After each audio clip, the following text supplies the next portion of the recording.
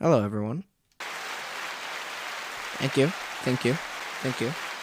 Okay, quiet. That's enough. This is a podcast by my dad and my uncle. They talk a lot about music, like a lot. So please sit back and enjoy. I think they are going to start in about 14 seconds.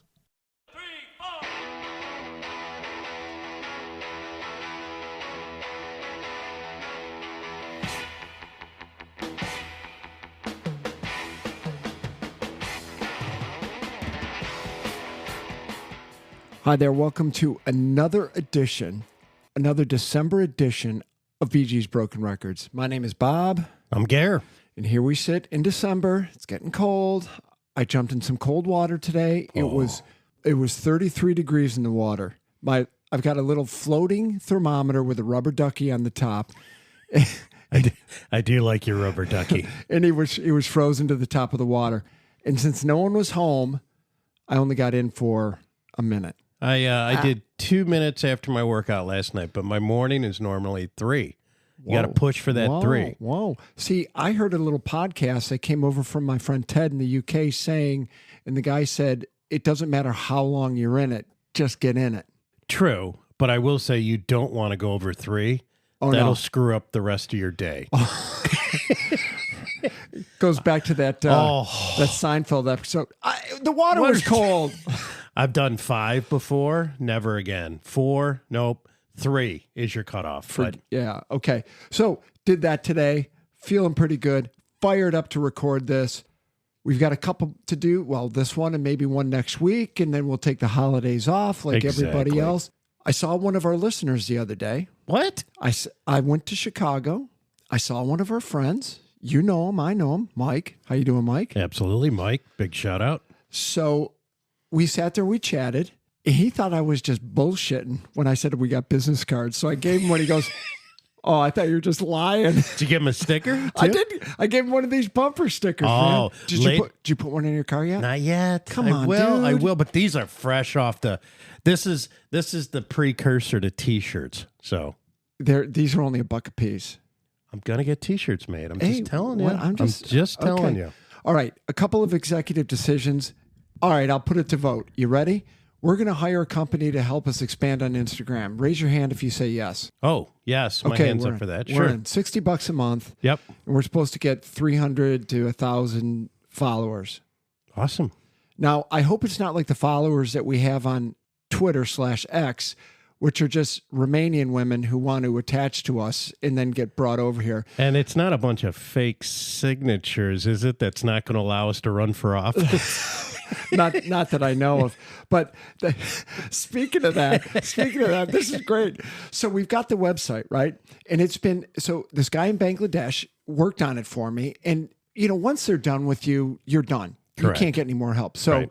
on Saturday, I was over this way at a Noel party, a Christmas party, and I asked John Cash, hey, can you help me with our website? So he's working on it as we speak. Oh, nice. Yeah, so I want to try and get all our posts to go to it automatically, our Twitter feed to go to it automatically, and I want to find an easy way to tag articles and put them on our website because we need to start getting this going. My goal, Careful. by next year, What? our followers increase tenfold. Okay. Where are our followers again? 74. Okay. So put a 0 on that. Sure. That's what I want by next Christmas. We can do that. We will do that. Yes, we will do that. Yeah, we'll do that. Okay. So going back to these followers on Twitter, we're getting notes sent to us through our website, right? Okay. The first one, I believed it. It said someone deposited $55,000 into your bank account. Yeah, Yeah. that was awesome. I Putting mean, that in the business account, they what we just- can do with that, But we don't have a bank account. we can make a documentary about ourselves. But we don't have a bank account.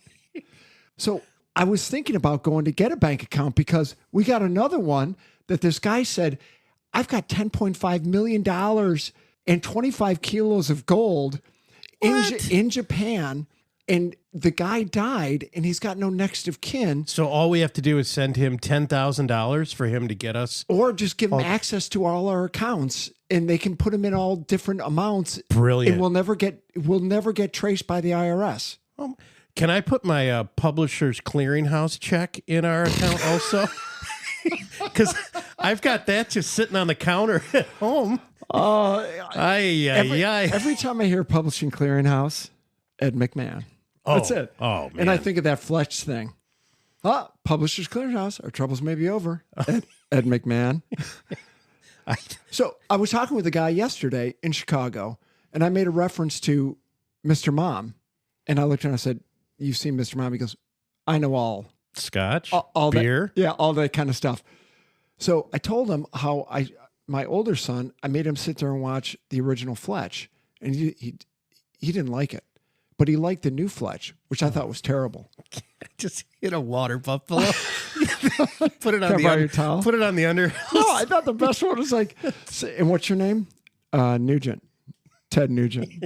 And I looked at my son and I'm like, that's funny. Oh. But he doesn't get it. Come over here and take a look at this. It's all ball bearings. It's Okay, here's some good news, right? Well, we've got a couple of deaths.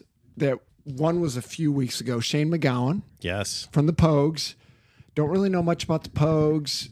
Little angry. Guy was a little drunk. And he had, Yes. and he had terrible teeth.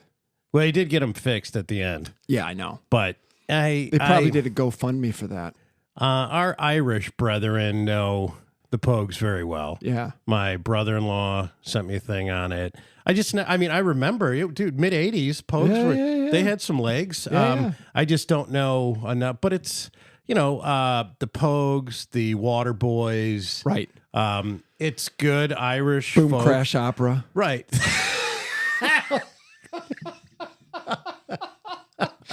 Oh, dude. Nice. Sorry, I can't help that. Oh, that one just caught me out of. Oh, good Shiite. Okay, the guitarist, Geordie Walker, or Geordie Walker from Killing Joke, died. Oh, yeah. I saw that. Yeah. Saw that. And we are still at 4% of our downloads are from Norway. So this goes out to our Norwegian people. Ingvar Numme, Numme, Norwegian singer for the band Dizzy Tunes, unfortunately died unexpectedly. So to our Norwegian friends, sorry to hear that. Right. Okay, a little sign of the cross. Yeah, sure, I'll say some prayers. There we go. Now, last thing that I've got before we dive into some music that a lot of people haven't heard. Here it is, and we've talked about it before. Let me get my glasses. Or do I have glasses? Yeah. God, I'm getting old. Where are my glasses? Yeah, on your head. On my head. Well, those are my reading glasses. That's what you're looking for. Okay. Iommi jams with Black Sabbath Ballet. Tony Iommi made a surprise guest appearance on stage at the Hippodrome in Birmingham on the opening night of Black Sabbath - the Ballet. I would so go see that. Jesus. How do you do a Black Sabbath ballet? We talked about that months ago. I know. And that's why I pulled this article out. I ruined one of my magazines. I know. Let's see. Iommi contributed guitar to the evening's final number, which featured Sabbath's evergreen Paranoid, and at the end took a bow with the cast and the crew. His quote, "I'm honored to be involved with these talented dancers," unquote, Iommi said, "but I'm afraid..." Sorry, my you done mic touching that thing? It keeps Okay, going all right. down. I take the ice cubes away. I know. and I'm you still make trying all this so noise. hard. Okay. "I'm honored to be involved with these talented dancers," Iommi said, "but I'm afraid I won't be joining every performance." Okay, well, that makes sense. The show was also attended by Geezer Butler, Sharon Osbourne, Robert Plant, and Bev Bevan. Sharon Osbourne later commented, "Who would have ever thought of this combination? This is just so out there. It's wonderful." Sharon is working on a museum of Ozzy Osbourne memorabilia in Birmingham. That's smart. And we'll have all of Ozzy's awards, his stage clothes, old posters from Earth days. Was he in a band called Earth? No idea. Okay. All right, that's done. Okay. What are we talking about, Gare? Well, before we move past that, What? don't forget where we're going in January 20th. Jump, the Van Halen cover band, playing where? Wyandotte, Michigan. Right? And I looked up where, I forgot, but dude, that is going to be, they are promoting that so heavily on Facebook. It's every time. It's probably because I clicked on it once. Right. And so now it's just like, Right. But It's not got your bank account. it looks pretty good. Well, I said we could go see. Who could we go see at the Magic Bag instead? not wasn't it Jump. Panama? We could go see them both. Oh my God, are you kidding? Stereo? I just had to have the tech come in. And, Oh my goodness. Yeah, My microphone keeps slipping. It's just My pants falling are falling down. But yes, we will be in Wyandotte in January, and then Ferndale in February. That's right. We today are going to talk about not one-hit wonders, bands that created one fantastic album and then disappeared. Which takes it to a whole nother level. Well, think about it. I'm just going to throw we're just going to brush a couple away. Sex Pistols, okay? One album, done. So we get that. Derek and the Dominoes, Eric Clapton, one album and done. I love the Layla album. Oh. I've got copies and copies. I think it's fantastic. But we don't need to talk about it because people already know about it. Dude, Blind Faith. Blind Faith, same thing. Unreal. Right. But we don't need to talk about it. So, guys out there, if you want to listen to Sex Pistols, Derek and the Dominoes, or Blind Faith, have at it. We're going to introduce you to a couple new ones. Mm-hmm. So we got a list from Louder Magazine, which is part of Classic Rock, which obviously everyone knows. All 74 people who've listened to us know that. I subscribe to it. So they've got a link and they said 20 albums by bands, one album, and then they were done. There was a common thread through some of these. You know what it was? Oh. Heroin. And a little bit of booze in there. But Heroin can kill a band. There were a couple that we agreed on in the beginning that we thought were really good. And then there were a couple like Sledgehammer, garbage. some of the names, though, were, I mean, Go for it. Toy Manatee. No. Toy Matinee. I had that. Matinee. Yeah. I had that album. It's a damn good album. Oh, okay. Oh, yeah.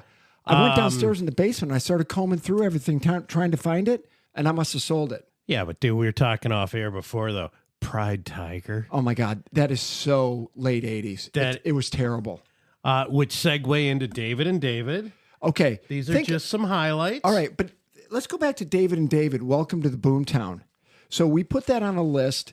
I sent out I put a link on our Spotify page. These are songs we're going to talk about. I'll put the link in the header. So click on it, and you'll go directly to our Spotify playlist, and you can listen to these songs. So I'll tell you. Sorry. I think David and David, Welcome to the Boomtown. Oh, it's phenomenal. Well, and we talked about it too. That the two big tunes, and also Swallowed by the Cracks. I mean, just 1986. Just David Bearwald and David Ricketts. Right, and they went on to say how Bearwald he went on to a pretty successful solo career.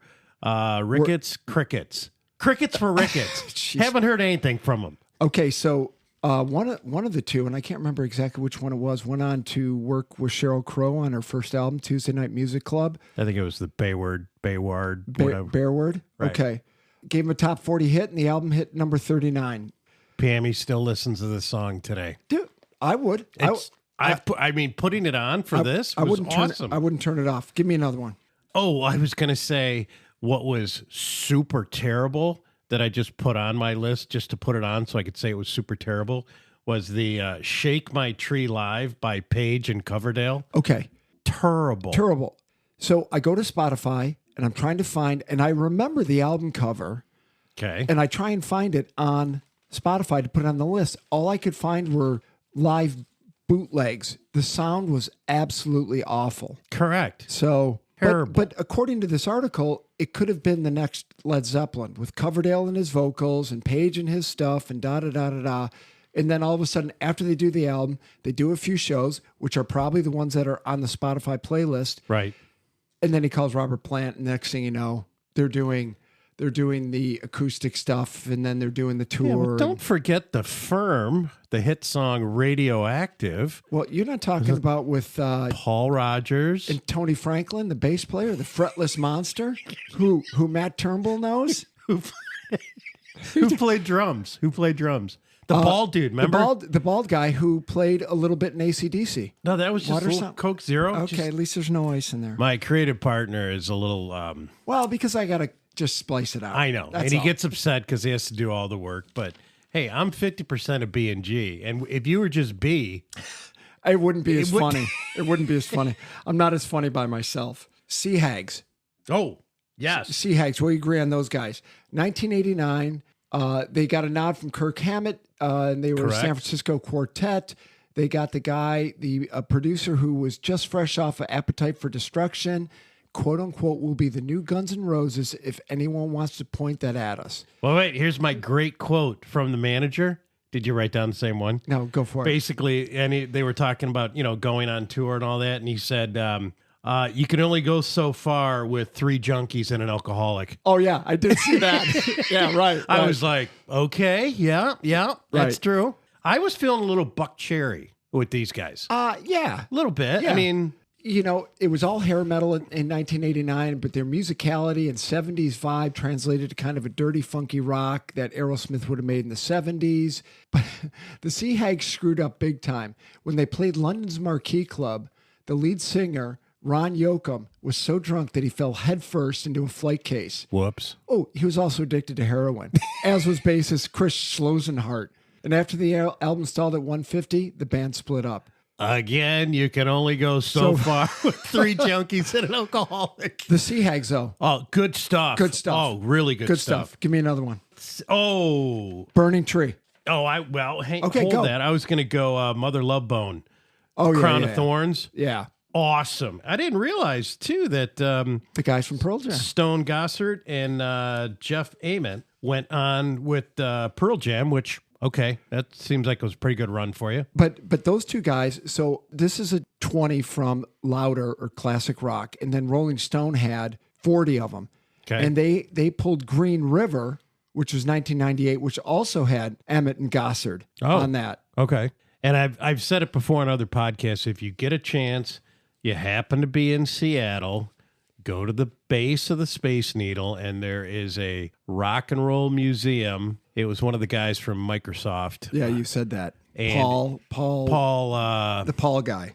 right. The whole second floor is Pearl Jam, which is cool. And then they've got a little bit of Heart, Hendrix. Yeah. But it is very cool to check out. If you go out there. Right. And a friend of mine, Jason, sent me a picture from Minneapolis Airport. There's a Prince store there where you can buy stuff related to Prince. Really? Yeah. And he sent me the picture. He's like, "Do you shop here, Bob?" And I'm like, "Well." And he said, do you need some boots? Do you need a boa? No, but I need that really crazy guitar with the weird symbol that's only $40,000. Can you pick it up for me? Put it on the American Express black card of yours. Burning Tree, 1990. This is a band that had Mark Ford in it, who went on to the Black Crowes. Oh, yeah. So they have got, you got to remember, 1990 is hair metal and just walking into grunge. And Burning Tree, the retro rock power trio. Pretty good stuff. You know what it reminded me? Again, I'm going to go with the little Lenny Kravitz. Or Okay. maybe Lenny Kravitz pulled off of them because this was 1980s LA. So they took their cue from Hendrix and Cream. Sadly, someone at their label to unbung the schedules by releasing 9 albums on the same day under the banner Epic Rock. So Burning Tree's label released 9 albums on the same day. Theirs was one of them. And it said 8 of the 9 disappeared. Burning Tree glowed briefly and beautifully for the few who got to hear it. It remains a classic awaiting discovery. If you like Black Crowes, you'd like this album. I like it. And what happened to Mark Ford? Mark Ford went on to the Crows for a couple of albums, and then he had a 9-year run with the Crows. 9 years. Yep. And then guess who probably kicked him out? Chris Robinson. Yeah.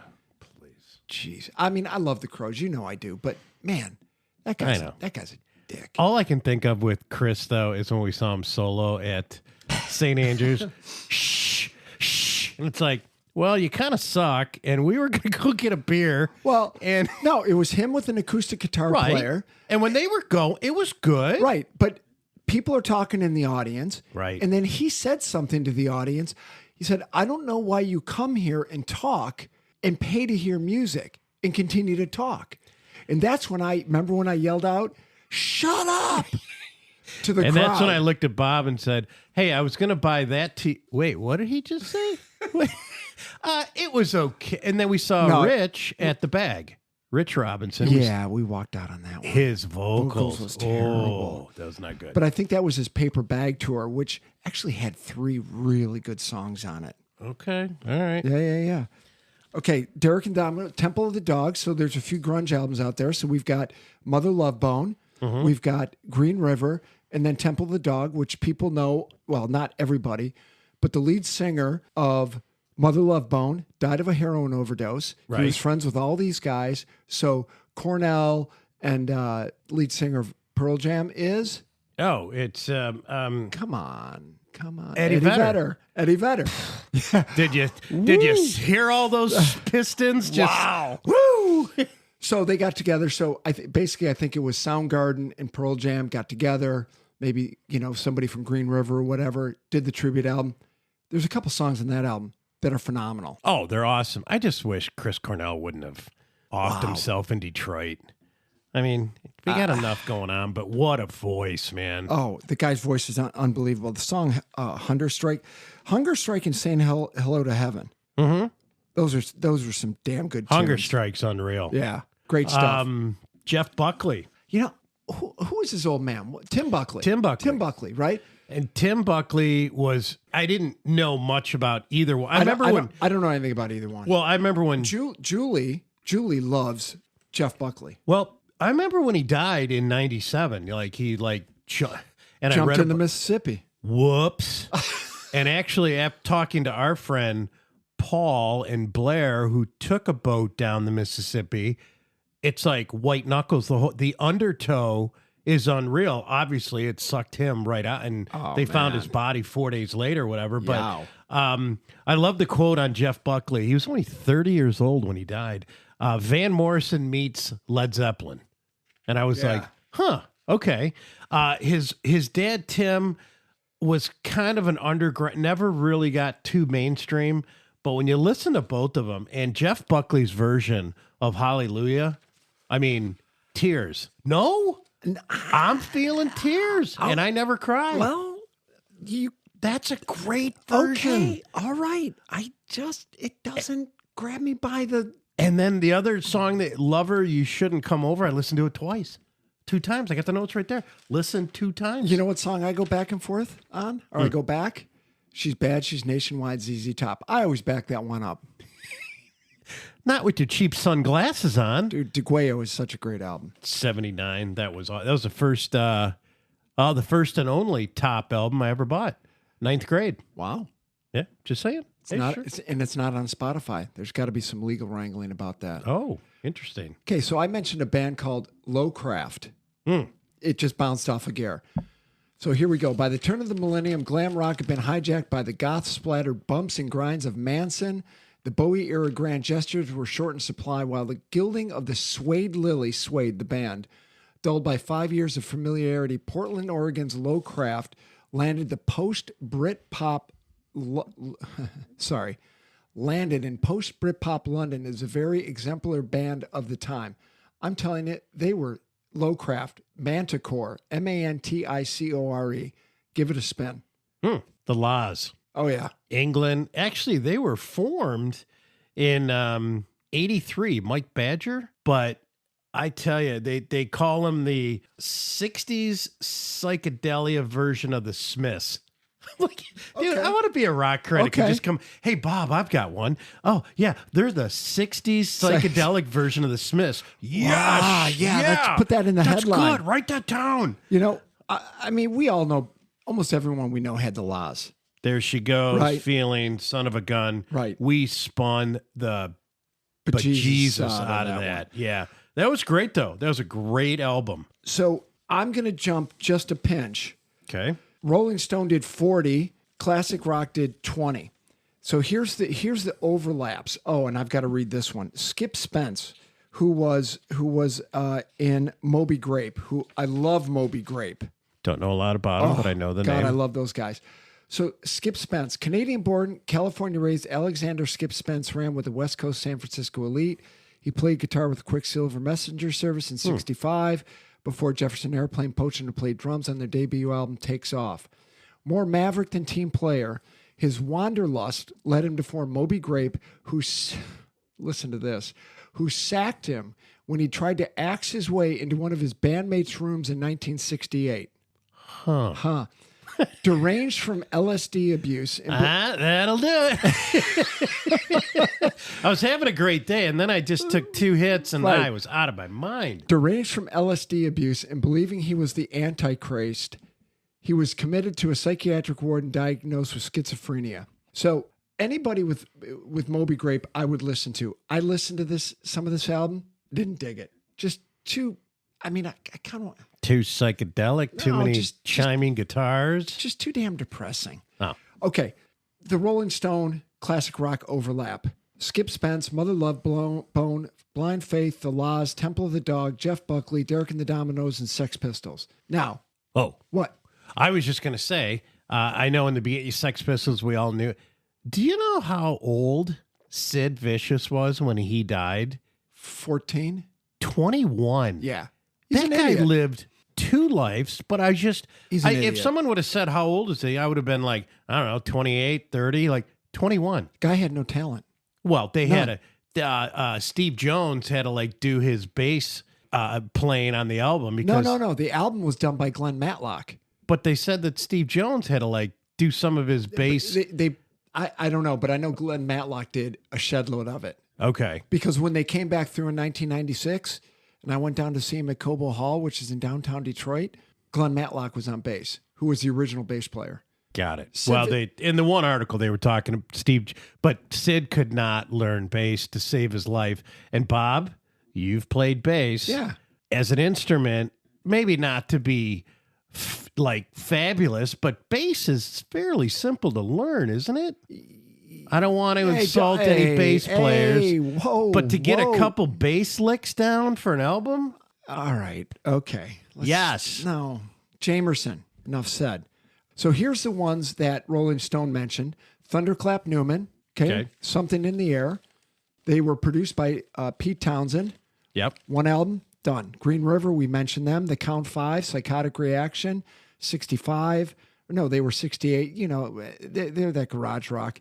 Dennis Wilson, Pacific Ocean Blue, his one album that he cut, 1977. You ever listen to that album? No. Have you? Unbelievable. Really? Great album. I've got it on my my Apple Music right now.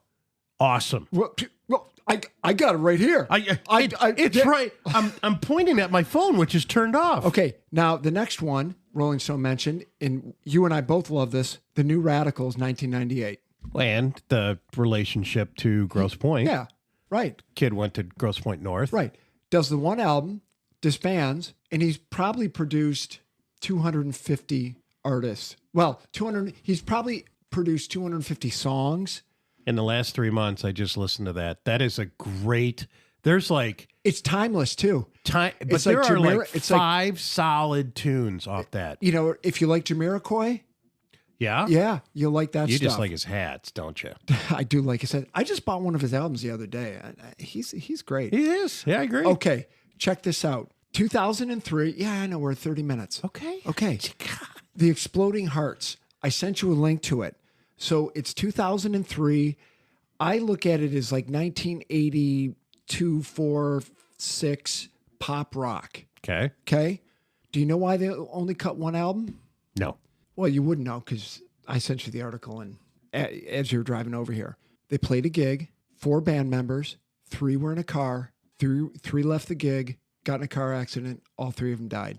The Exploding Hearts. I'll put a link to it or I'll add them to that Spotify playlist. Great name. You got to check it out.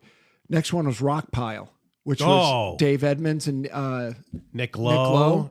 It's phenomenal. They only cut one album. One album. And people are still talking about it. Seconds of Pleasure. Such a great album. Nick Lowe had a good, it's probably 2 years ago. He came out with a great disc. Nick Lowe still, they did a thing on him on. He went country a little bit too. Yeah, but CBS Sunday Morning, they did a nice piece on him. He's still around. Oh, he's a great producer too. And then for our lawyer friend Jim, 1993, Minor Threat. Oh. Out of Step. And the Germs. Germs only put out one album. Oh, I did not know Before that. Darby Crash, OD'd on heroin probably. You know, I'm seeing a theme with this heroin. Maybe something not to touch, kids. Oh, 1976, Modern Lovers. Oh. So great. I played with Mike and Monty. We played Roadrunner. It's 2 notes. It's so awesome. Well, and as you well know, one of my first roommates at WMU Yeah, Gergs. used to play that, Boomtown Rats. Yeah. I love the Boomtown Rats. I know you do. I know. So Okay, I was- I haven't listened to Okay. enough of them. well, here's what I find interesting, I right? hate Mondays. I don't like Mondays. Okay, sorry. See how much Okay, so here's what I find interesting. I'm listening to the Buzzcocks today, and I know you're not a huge fan of the Buzzcocks. Cool, right? Dude, I know. Shoot, you love the Replacements. right? I'm not a huge fan of the Replacements. Which is hard to believe someone wouldn't be a. But go ahead. Yeah, exactly. Yeah, Maddie Turnbull, Oingo Boingo. Go ahead. I love the Boomtown Rats. You love Billy Bragg, right?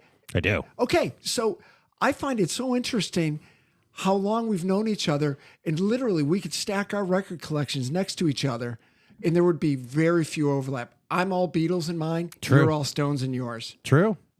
That's why B and G get along. There you go. And that's, you know what? We should do a podcast. Ho, ho, ho. Hey, on that note, maybe we should just boogie. What do you think? All right. All right. Hey, listen, check out that list. Check us out on Instagram in January. Yes. Follow us on Twitter, so Please. we're not being followed just by Romanian women who just take pictures of their chest and post it up there. It's unbelievable. Which is a little unnerving, but Did you see that last one I sent you? Yes, I did. Yeah, right. Okay. Hey, listen, everyone. This has been fun. We'll see you in a week. Life is good. See ya.